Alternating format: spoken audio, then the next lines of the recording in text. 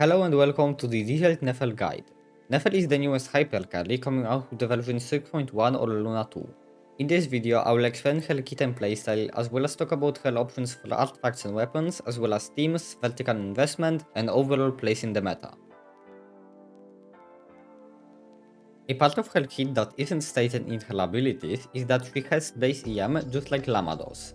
Nefer is a danger catalyst with attack scaling normal attacks, and she has a movement charge attack for exploration.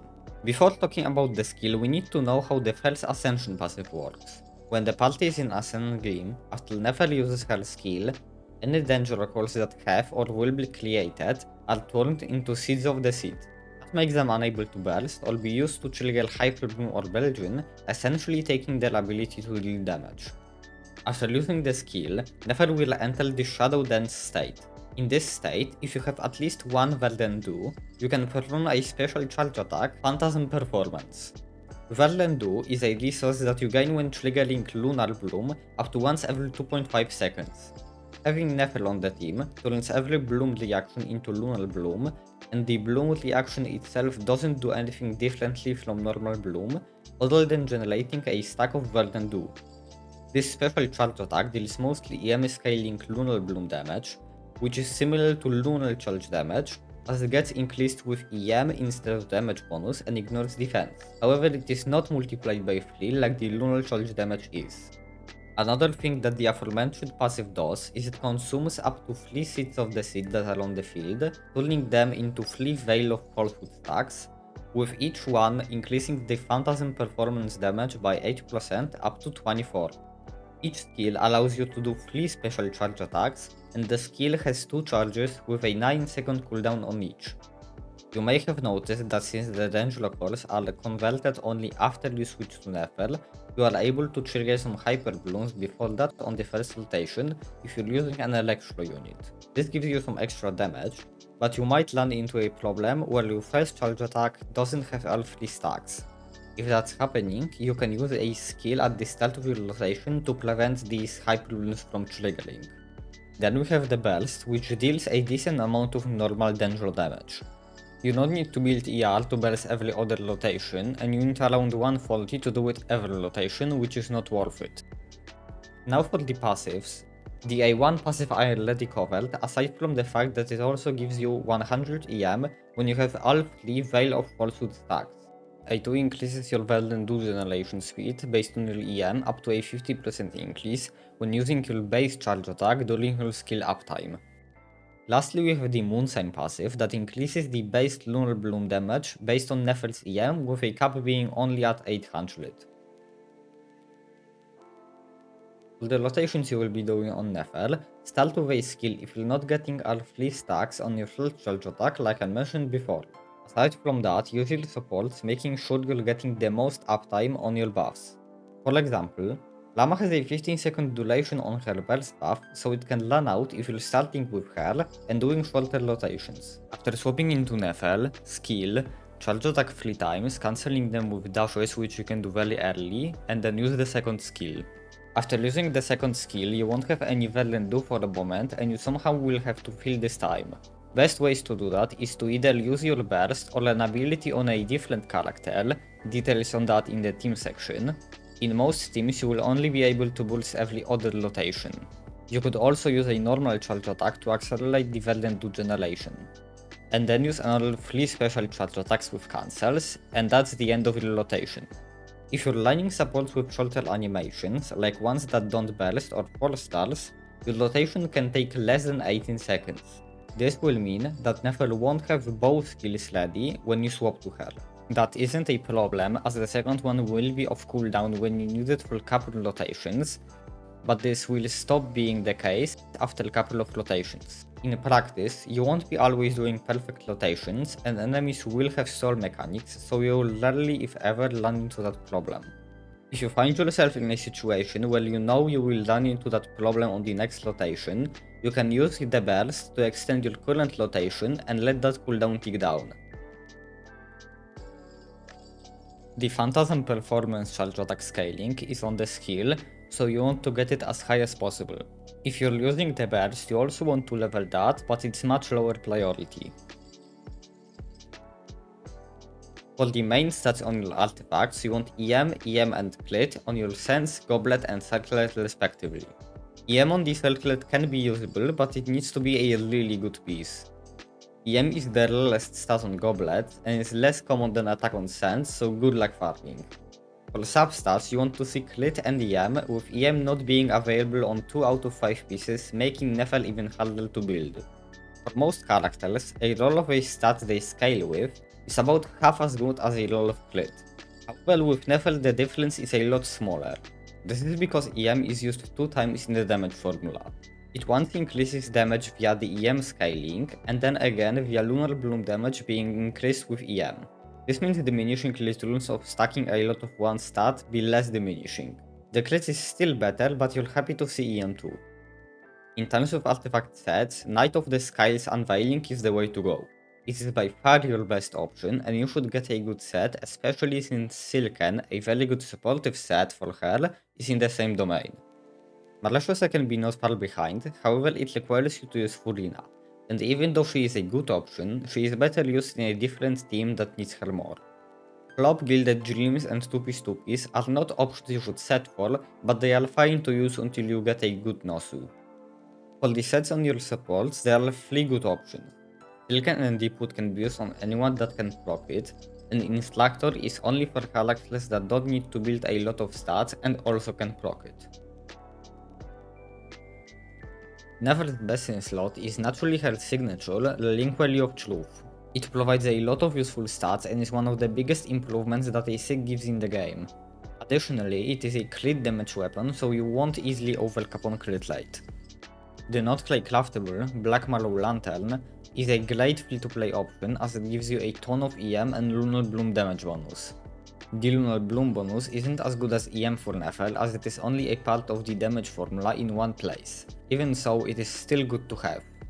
On the current weapon banner, there is a new limited 4-star weapon, Dawing Frost. At R5, it is Nefer's best option aside from her sig, but as it is a new limited 4-star weapon, and if you're going on this banner you're probably getting her sig, it is not likely to have and use it. However, it is still your best 4-star option at R1, even though it is only slightly better than the other ones. Since most people won't have Dawing Frost, your go-to 4-star option is Witsit. Even though 2 out of 3 effects are useless, you can reset until you get the light buff on the first rotation, increasing your odds. Next we have Nightweaver's Looking Glass.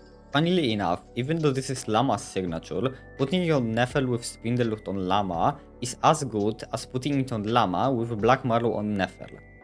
Tome of Eternal Flow and Surf's Up are the exact same weapon, as you can't activate or make use of the passive on either. The only thing they provide is crit damage, and that is enough to make them slightly better than Black Marrow. Sorcerer's Watch, Sunny Morning Sleepin', and 1000 Floating Dreams are again static, but EM ones. They are all slightly behind the crit statistics, with Floating Dreams being slightly worse than the other 2. Sacrificial Jade is your second best R1 option, as well as your second best R5 option when it comes to 4 stars. This weapon is made to be better for HP scalers than EM scalers, but the crit rate makes up for it. You can however easily overcap on it, which makes this weapon worse if you do. Here there is a weapon ranking with the exact numbers. This ranking doesn't have as many weapons as a typical one does, and that is because there are few stats that Nefer actually wants. On top of that, Black Marrow being as good as it is, makes a lot of fine weapons not worth considering, as anyone can get the craftable. That's why it's at the bottom of the list despite being very good. Nefer's team composition is really similar to Flinz's. Like Flinz is tied to Nefer, Nefer is tied to Lauma, except even more. Lauma is so synergistic mainly because Nefer can make a great use of Lauma's quill-like burst buff. Each one of Nefer's charge attack deals 3 instances of Lunar Bloom damage, and with doing 6 of them per rotation you can use all 18 base stacks. Additionally, the damage from them is a lot higher than when they apply to your standard Hyper Blooms, as Nefer stacks a ton of crit, which the quills are multiplied by. If you don't have Lauma, you still want a Danger character to generate Verden Duel during your setup, and the Danger Resonance is a nice buff on top of that. Without Lauma, you lose about 20% DPS, with your best next option being Nahida. If you want to make up for not having Lauma, you can get C1 or R1, which both bring you to a similar point as her. Aside from the Lauma slot, you need a Hydro character that has off-field application for generating Verdandu. This also is similar to Flin's case, as there aren't any particularly good options and you choose based on which gets in the way the least. I know technically is your best option at C6 or even C1, but since she's not on Nefer's banner, nor was on Lauma's, I don't expect many people to have her Constellations. At C0 she is still fine but worse than the other options. Other than that, your best option for this slot is Furina because of her very short field time, as it is only needed to skill every other rotation. Despite all of that, I don't actually recommend you to use her. There are other characters in this slot that are much less demanded in other teams. Furina is much better utilized in a team where she makes more of a difference. Pingcho, just like Furina, is a good pick for this slot because of his short field time. His orbitals provide enough Hydro up for Nefer, so you can alternate between skill and burst every rotation.